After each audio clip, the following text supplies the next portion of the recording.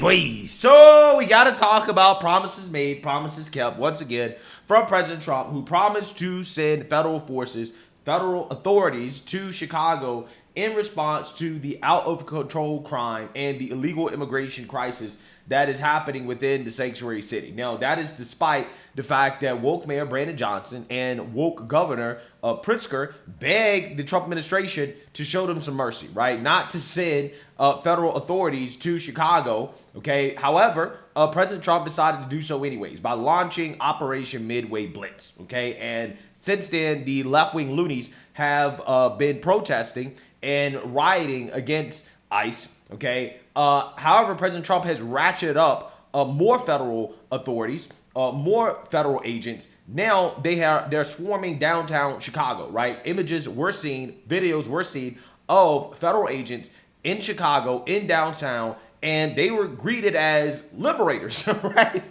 At least by some people, right? They were being thanked, right? People were like, hey, thank you. Yes, you're making us feel safe, okay? Which is an amazing thing to say. Obviously, we had some people who were upset by this. They were triggered, right? Telling them to go home, okay? But regardless, President Trump is showing that, you know what?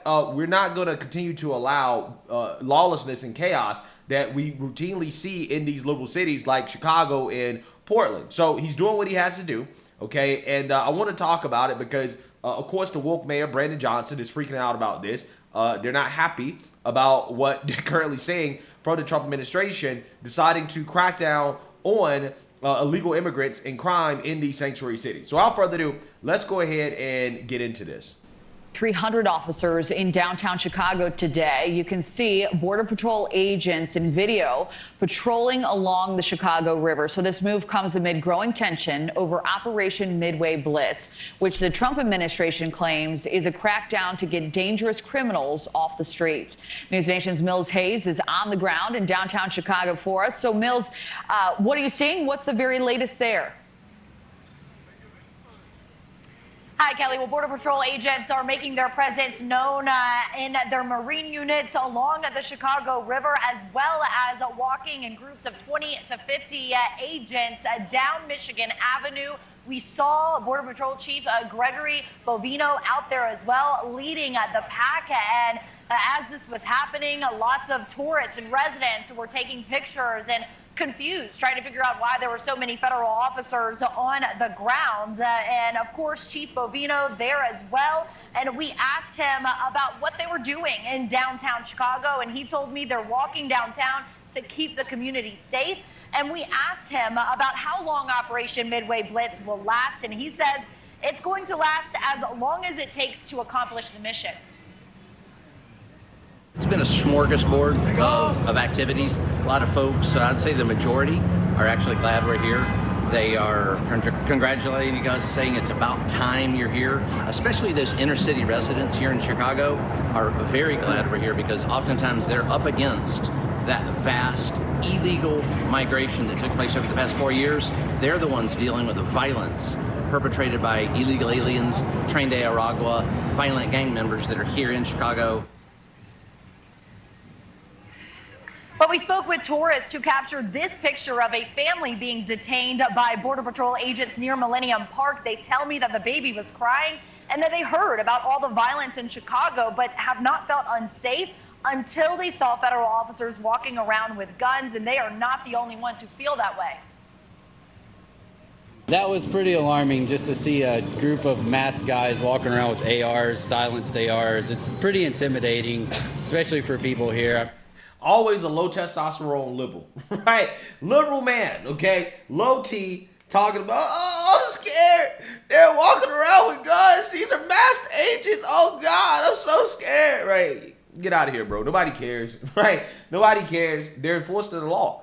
Law enforcement is not scary, right? If you are not a criminal, if you're not committing any crimes, if you're not in the country illegally, there's nothing scary about law enforcement, right? There's nothing scary about police.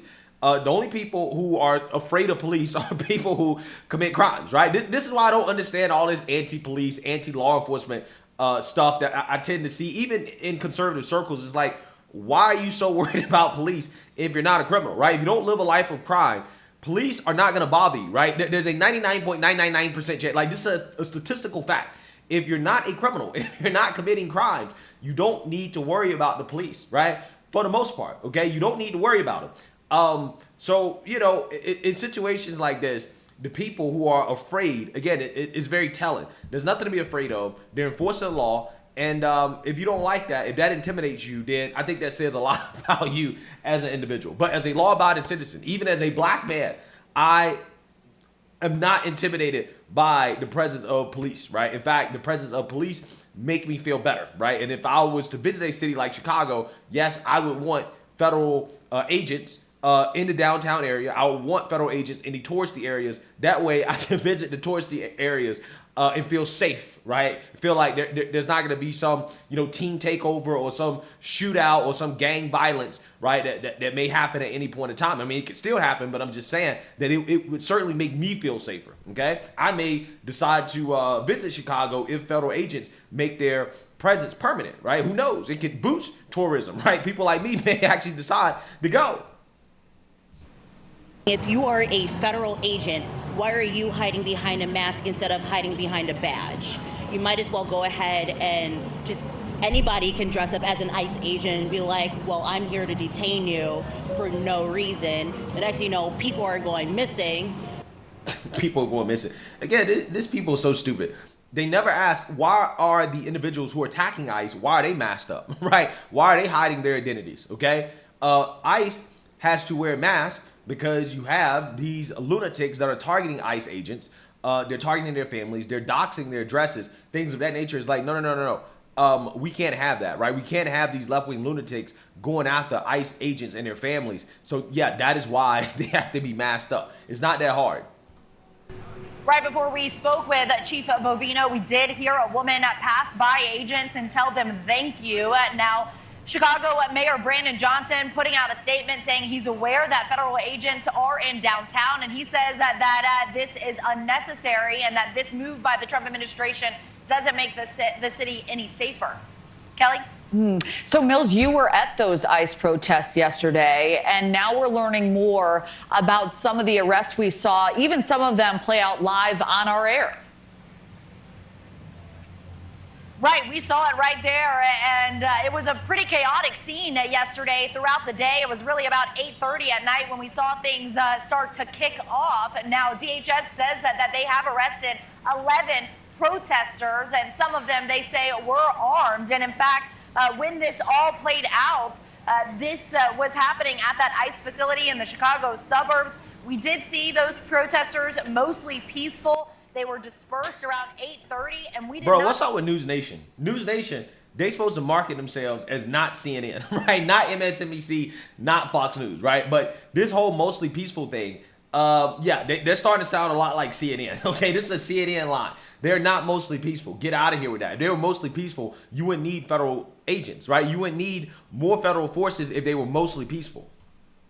Not hear the warning behind the 100-plus group of protesters, but rewatching video, you can hear officers tell the group to back up. Border Patrol used less lethal weapons like tear gas and pepper spray balls to break up protest groups. The Department of Homeland Security says that they recovered 2 guns from the arrested demonstrators. They are also investigating several objects that they believe could be explosives. And Border Patrol officials also telling us there that they made over 40 arrests as far as ICE enforcement operations just yesterday. And that, of course, doesn't include those protesters arrested either. But a lot of frustration over what we're seeing here in Chicago, Kelly. Yeah, and we saw that play out yesterday, no doubt. NewsNation's Mills Hayes. Mills, thank you. Yeah, NewsNation, you're lacking, right? You're lacking. You starting to sound like CNN, right? Talking about some, oh, they were mostly peaceful. Yeah, right. I haven't seen any mostly peaceful